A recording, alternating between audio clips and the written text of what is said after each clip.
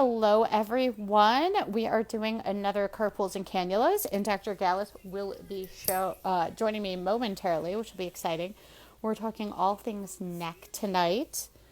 Wow, my hair's kind of frizzy, huh? That's cool. Oh, here we go. Let me pull her on.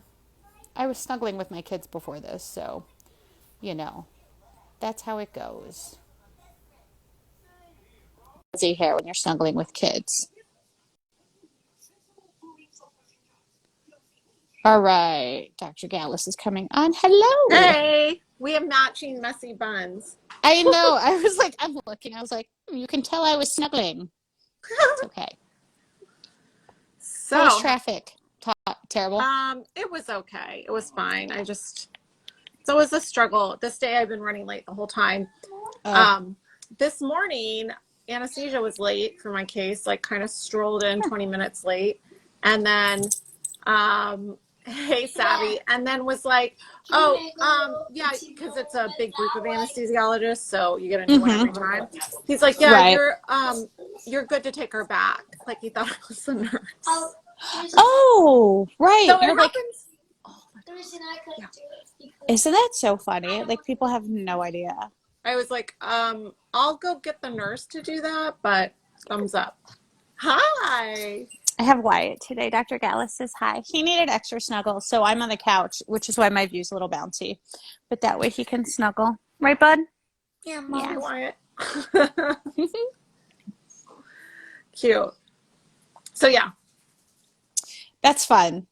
right? That's I'm like, fun. well, this should be Yeah. entertaining. He ended up being fine, but Yeah, it's look, Erin said hi, Wyatt. She's in California. So is Dr. Gallus. They said hi to you, dude.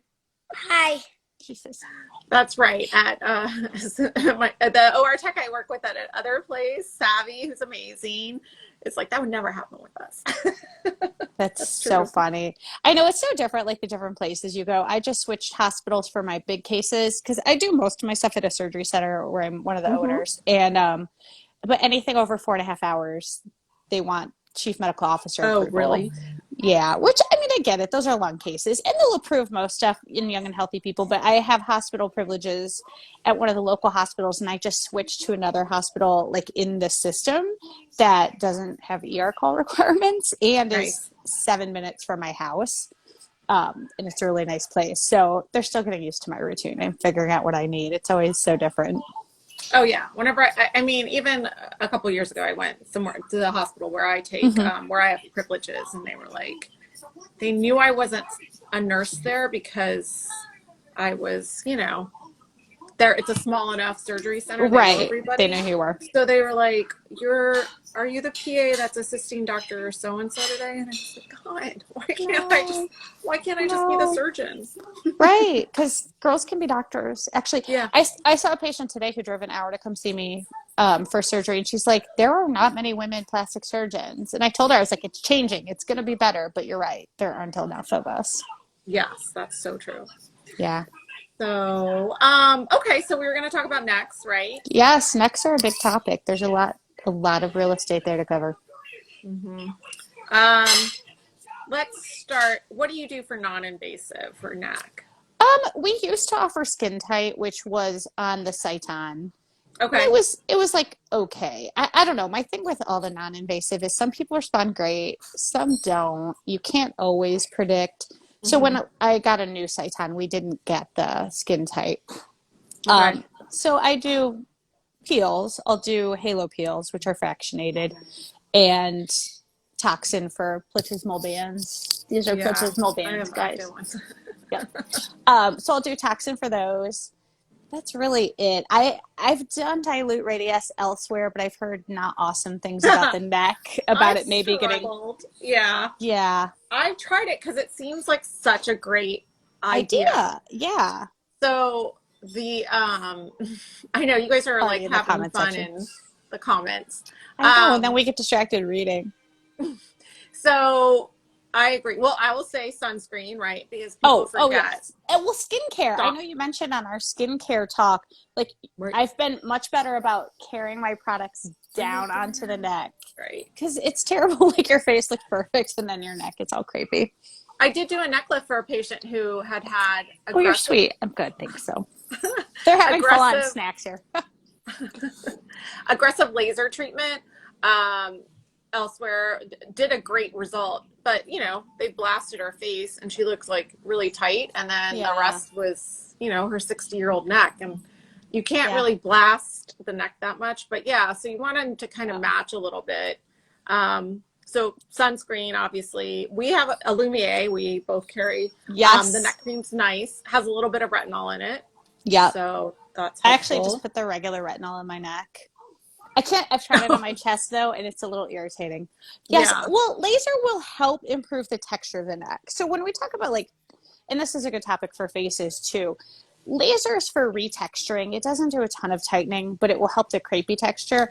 And then if you have actual laxity that you can pull, then you're talking surgical most of the time. right. Although I'm sure we'll talk about face tight and, When we get RF on, and other yeah, options. all that stuff. But yeah, so if you have that thin, crepey skin, which is contributing, is a sign of sun Sun damage damage. and collagen and elastin not being 100% and is contributing to some laxity, then you can stimulate collagen by lasering that area. Right. But the neck is different from the rest of your face, as it doesn't have the same appendages that your face does, which is how you heal from like a fractionated laser. So you can't hit it as hard, otherwise it won't heal and you can get into trouble that way. Right, So which you're in a it tough seems spot. counterintuitive. You feel like your face would be more sensitive, but it actually heals much more quickly. Right. Yeah, the neck skin is really thin and just doesn't heal as fast. Mm-hmm. So, yeah, so I think laser's okay for just keeping everything, like you should bring it down to the laser. Um, the best laser. I mean, I think CO2 is probably the best. Fractionated CO2 to like I stimulate don't and know. I have my husband's taking pictures of me because I have a kid with snacks, puppy on my feet, like pillow in my lap with my phone stand. It's hilarious. But okay, so I have an erbium. I'm a fractionated oh, erbium girl because I have the okay. Cyton. And I think some people would argue that it has a higher affinity for water and that's like less thermal spreading. But the point is, with stupid smiles, the point is really lasers are all a way of inducing targeted damage, and the particular type of laser doesn't necessarily matter so much as if you're doing like fractionated versus non-fractionated, ablative versus non-ablative. So I would say like CO2 versus fractionated erbium are probably going to be pretty similar Right. in In the terms of fractionated results. CO2. Mm-hmm. Right. Yeah, I mean, they both target water, so it's just a different Right. mechanism. And I would say IPL is really not a great option for skin tightening for the neck. So, like, if you're gonna, that's the other big laser that gets thrown around, Yeah. right? So Although you're gonna, I do that one a lot as a maintenance. And so I have a mm-hmm. Cyton, which is a whole thing in and of itself. And they have a treatment protocol called the Forever Young BBL. And Mm-hmm. that does build a lot of collagen long term. So I never tell people to expect in the short term that they're going to Right. see tightening. But if they get it 2 to 3 times a year, in 10 years, their neck's going to look better than it does now. So it's a really good preventative. Oh, okay. So ovation hair, which is also known as my sister, is asking about the recovery time for a neck lift. So that is, we haven't asked that yet. Asking for a Asking for friend. a friend. She's asking for my mom. So 2 weeks Nice. of nothing aggressive, right? So can't raise your heart rate, can't raise your blood pressure. You don't really feel like doing too much either after that for the first 2 weeks. And then I tell people at 3 to 4 weeks, you can start increasing your activity. And it just depends a little bit whenever you do the face or neck, how concerned you are with other people knowing you had surgery, because it's at least Right. 3 weeks before you can get away with people not noticing. Kind of hide it. Right. Mm-hmm. Yeah, and I will let people do light walking at a week Mm-hmm. out, and like you can't get back to work at that point. But again, it's totally your comfort level. It's more of a social recovery is what I heard it termed when I was in med school, which I thought was a great term. Yeah. Yeah, because you feel okay. Your neck feels really tight, and like ears feel plugged up is what my patients complain of because of the swelling. But I actually saw someone today who was 2 weeks out, and she had full makeup on, and really you could not tell. But she was healing I've quickly. had some patients that have gone back to work after a week, but that was with remote work. So Yeah, it's which a makes it little easier. like fix the filter on the Zoom, or maybe have the camera off a little bit, but you feel okay. You just can't. And then in La Jolla, where, I'm in Southern California, sometimes people are out and about, like it's almost like a, badge of honor. Oh, like, yeah. I have a drain coming out of my head. It's fine. It's totally normal. I remember seeing somebody at In-N-Out Burger with like their nasal splint on after rhinoplasty. Yeah. You're like, It's fine. no.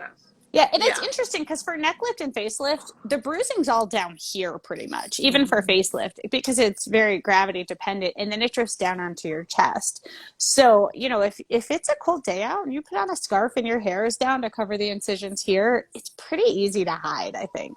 Yeah. Yeah. The scarf sunglass thing, if you have any eye surgery, you can get away. You can go far with that. You can. So that's the gold standard, right? Is neck lift, yep. Neck lift surgery. And I don't know about you, I get a lot of questions about a mini neck lift. There's no definition for that. I call it a lower face and neck lift. So for me, that incision's still in front, behind the ear, and back here, because I can't. You can't get access. Yeah. Without through a tiny. I mean, if you're doing that, my imagination is that you're just coming here, grabbing the platysma and pulling it up, maybe, and that's it. We share the exact same definition of a mini face and neck. Yeah, I just elevate a lot less, grab the lateral platysma. Whereas if I do a full face and neck lift, I'm elevating a lot here. I still do the lateral platysma plication, but I've switched to the Italian facelift technique, which I really like. There's this paper that was by a bunch of Italian doctors. So we call it the Italian facelift technique. Right. But it's nice. And what I love is how easily you can divide the platysma here to get rid of the bands. So these bands, I keep demonstrating for you guys, show up and they start hanging as things get lax. So what we do is divide the muscle and the bands disappear. And then we tack it up to the fascia of your sternocleidomastoid and your mastoid process back here. And that's what gives everything that tight look. It's pretty awesome. I like using that technique too, and I think that helps. I think there's a truck or something going by. Sorry, that divides the platysma so that it doesn't. I mean, because the traditional neck lift is grabbing that lateral platysma and pulling it up, and then also doing a corset platysmoplasty. So an incision under your neck, and then I think I can demonstrate the bands too. There you go. We're good. Suture them together in the middle. But then you're pulling them in both directions, and I feel like that ends up coming back. And it's really hard to do this part. I always found that part to be kind of a bit, child here, to be kind of a pain in the butt, just to get in there because it's really narrow. And coming in from the side, I feel like you get really good visualization. The whole platysma is divided. It's just a little bit more straightforward technique. But it's actually the muscle layer that we're lifting, and that's what gives it its longevity. Because if you just tighten the skin, it will stretch back out. Right. Especially if you already had that sun damaged, kind of aging skin. It just doesn't have the same resilience as normal skin. Right. It's like a balloon that's been blown up and then deflated. Yep. Okay. I saw an interesting Instagram video yesterday, actually, where somebody had all those neck creases, and I've never had a great correction for those. And they put a little bit of filler all the way across, but then they did the threads to build collagen, and I don't love the threads because I feel like foreign body reaction sometimes problems. Either. Yeah, but I think I could see adding some like Restylane there. I feel like it's a slow go for the necklines. And honestly, I have patients that are young that have them, and then you're like, it's the tech neck. Your head's always like this. So you're kind of always recreating those. Like you're never stopping. Whereas for these lines, you can Botox and paralyze that and it stops. But this is just kind of like a natural crease and it's really hard to undo. Because you're just creasing. Yeah. So I've tried the plasma pen, not impressed. Laser helps, but it's more of a global thing. Yeah. Dilute radius has its own headaches. Right, because it can kind of bunch up where things move and crease. Right. I don't have a perfect answer. You can put fat. You can do dilute Restylane or fat if you're there for some other reason. Maybe layer it underneath there. I think that's probably not a bad idea. But yeah, that's a tough one. Yeah. Whereas like somebody comes in with a little waddle, that's easy. That's a little liposuction and you can tighten that right up. Yeah, I think the biggest thing with necks is the sunscreen and prevent the sun damage because once it's there, it's hard to undo. Yeah. So with non-invasive, so the middle ground between like wear your sunscreen and you need surgery, I feel is the face tight, or I have the Renuvion, which is formerly known as J Plasma, and Right. And that's that a one's under the, that one's under the so skin, it's but you can do a peel with it too, right? yeah.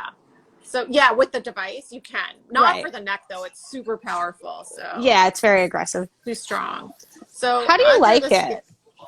I like it a lot. I think I use it a lot with liposuction in conjunction with liposuction, and I've done a handful Mm-hmm. of necks with it too. For you just have to find the right candidate because you're going to get some tightening, but you're not going to, it's somewhere in between, Botox fillers, peels, all that stuff, and surgery.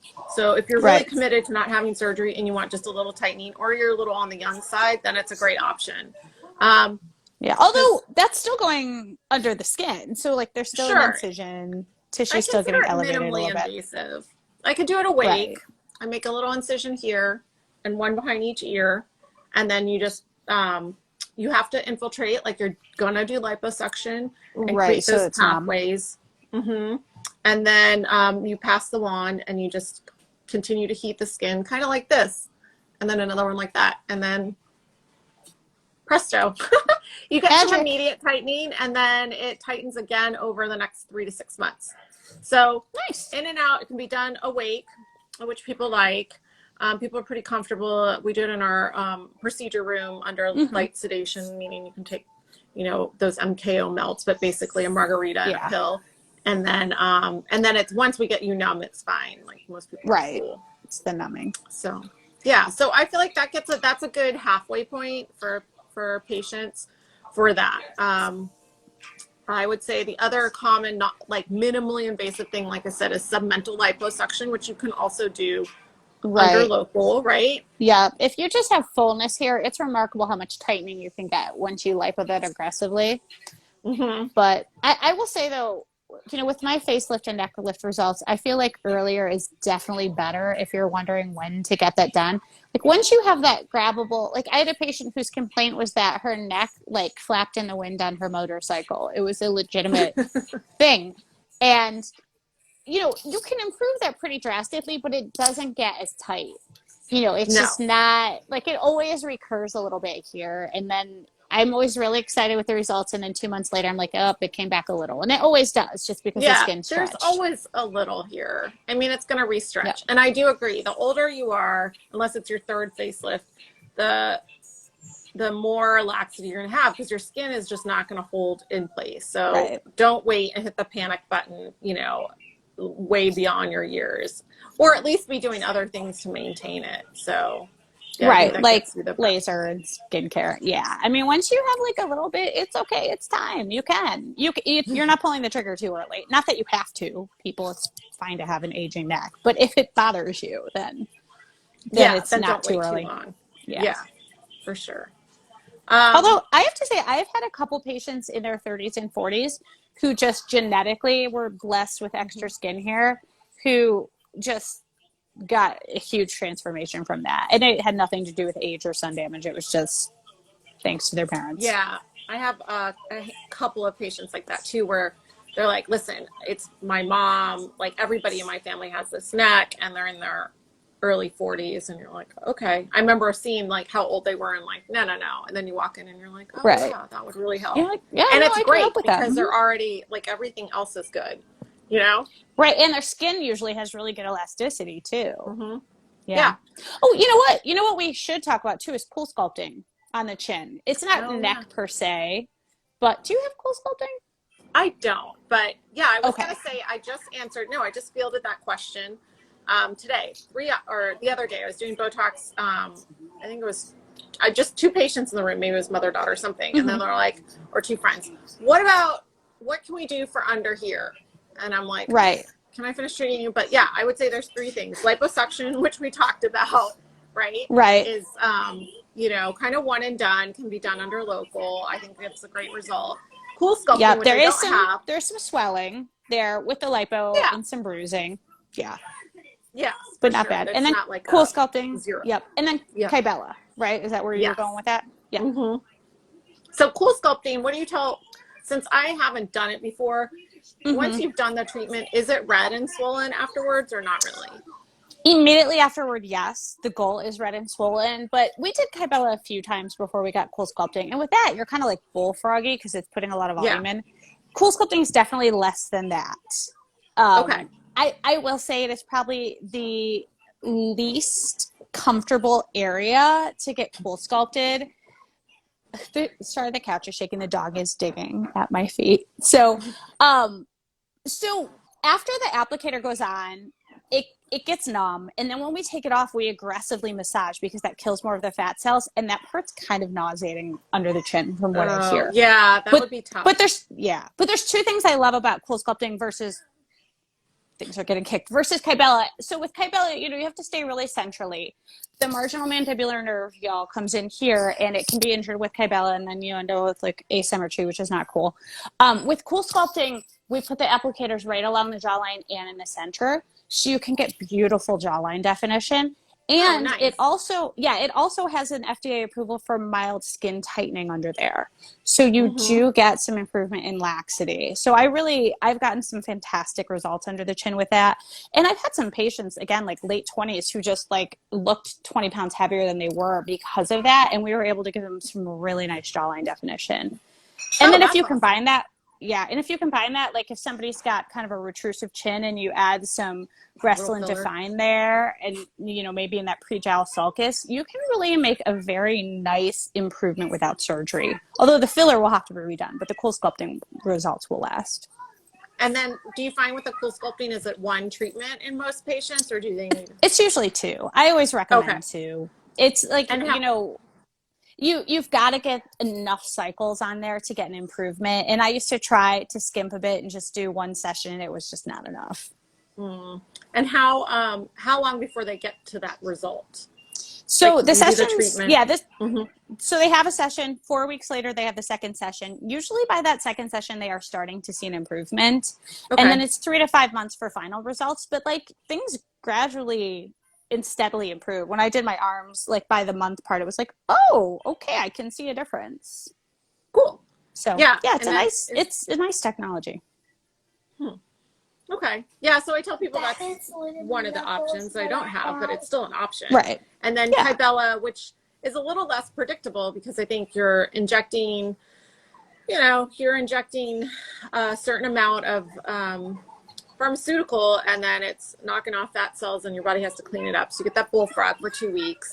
Yeah. And then it's definitely 3 treatments. I think if you try to scooch under that, then people are disappointed. It's not.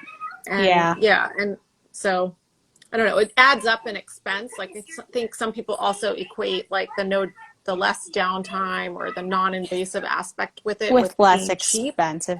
It's the same thing for cool sculpting. People expect it to be less than lipo, and it is equal or more depending on how many areas you get. Yeah, and it's interesting because I expected it to be less expensive too, and I'm kind of wondering like, well, why did I think that? It cost them millions of dollars to come up with the technology and test it. Right. Of course it's expensive. Ridiculous. Yeah. Erin, you are not too fat for cool sculpting. Stop it. 8 times. Actually, that brings up a really interesting point though, Erin, because so for cool sculpting, the ideal BMI is like 30 or under. For chin, it doesn't matter. Like I'll do it because, and here's the thing, the fat's not that thick under the chin. It's just not. Right. The cold can only penetrate so far. So if you have a really thick layer of abdominal fat, it's going to take you, double the sessions to get the same result as someone who's thinner. Yeah, because you're only getting that 25% reduction as far as it penetrates. But on the chin, that fat's never thicker than the cold will penetrate. So I can get great results even if somebody's got a BMI above 30 under the chin. Yeah, that's a good point. So, yeah, it's kind of interesting. Yeah, I can tell. I can see your cheekbones on your tiny icon picture. So, sorry. What is the most popular area that you cool sculpt then? Abs. Although under the chin is popular, and I love arms too. I mean, they just because the only thing is you really have to, if you've got fat like on the top of your arm, you really have to circumferentially lipo that. I've learned from Dr. Gruber, who does awesome arms. But if it's just the back of the arm, like you can see, I have no fat there. That was cool sculpting. Okay, cool. Yeah, it it's incredibly effective, and you really have to be careful how you make the treatment plan so that you get a smooth contour. And then do you do it, or do you have somebody in your office is the cool sculpting queen or king? I do. My cool sculpting queen is Christy, so I'll have to tag her later. She started out as my like part-time esthetician receptionist, and then became the cool sculpting queen. I still do all the consultations and create all the treatment plans, but she has like an eye for fat, and she is phenomenal with the machine. So yeah, and I know that's a big part of it too. It is. You really have to have somebody who has got a passion for it and enjoys doing it. And I'm fortunate that I have her. Yeah, that's pretty cool. We were just toying around with the idea of this other machine that uses ND-YAG to generate heat and penetrate the skin and then also melt fat. But I think we're probably not going to go there. But it's interesting. It's hard. Like, there's like so much technology. I know. And we all want the magic. Where's my magic wand? I know. Like, people think they want the magic. No, we as doctors want the magic too. Yeah. We want to get rid of the cellulite and melt the fat without surgery and tighten the skin without surgery. Like, we love that too. Yeah. Not only just for our own selves. Yeah. But it doesn't exist yet. We're willing to be guinea pigs even to figure that out. What have I not tried on my own face? Right. I know. Yep. I was inspired. I have RHA 3 in my lips from when you did yours. I like it. It's so flexible. I really like it. Yeah. It's nice for, I like it in smile lines too, because it's very natural and flexible there. I would say similar to Restylane Refine, which is also, there's like this whole chart that one of my reps, I probably shouldn't mention which one. I've seen that. Where it compares, I know we get off on tangents, but this is why we like hanging out. It compares the G prime, which is the structural support of a filler, versus the elasticity, which is how much it stretches. And it's nice because all the fillers are right on there, and you can say, oh, I'm doing a really flexible area. Oh, but I need more support, and like pick your filler out. It's the best chart. It's interesting where products land too. You're like, oh, I thought that would be right. Well, like what ends up being next to each other brand wise. Yeah, like regular Restylane and Restylane Lift, which is a cheek filler, have like almost the same G prime in terms of structural support. Right. Yeah, it's fascinating. Your dog is not sorry impressed. About the barking. My husband's literally been here all evening, and my dog just discovered him. Oh, yeah. There's my dog. Bailey's back to us. Bales, what are you looking at? They're so funny. She's busy watching the door for me. I don't know what's happening there. Aww. Here, wait, I'll flip my camera and you guys can see my dog. There he is. He's at my feet. Ooh. Aww. Yeah, you're like looking past my little ring stand. Okay. Oh, and there's Wyatt's hand. And here's Wyatt. Yep. He's a busy house here. Camera guy. Yeah, he is. Totally. He's my handsome dude. He won't need a neck lift ever. You have a great neck. So what are we going to talk about next time? Wait, gosh. See, we've done necks. We haven't done anything. Yeah. We haven't done anything breast in a while, have we? Yeah. Let's go back to breast. Okay. I mean, I love breast. Breast surgery is like my favorite. It's my very favorite. We could talk about like maybe lift versus reduction, because that confuses a lot of people. So. Yeah, because people are like, well, do you lift them when you reduce them? And I know. I've started to learn to add that in there, because they just I'm talking reduction because I know what I'm doing, and then I'm like, oh yeah, we're gonna make that. You don't know what I'm doing. Yeah. Okay, well, we can talk about that, and it'll be your turn to host. It'll be fun. Okay, cool. Oh, awesome. Aaron wants to know what kind of dog you have. Is that he is. Oh, good call, Aaron. He is a schnoodle. He's a Schnauzer poodle mix. They're like fantastic with kids. What about eyes? Oh, did we talk about eyes like 2 times ago? We did, yeah. We can revisit eyes, but I think we'll go back to breast. We'll end up around eyes again, I'm sure. Yeah, it'll be fun. Yeah. Awesome. All right, cool. Well, good talking to you. Have a good night. Good to see you too, and thank you guys all for watching. Yeah, thanks everybody for participating. We love that. We do. DM us if you have ideas about topics. For sure, because we would love to hear them. All right. Peace out.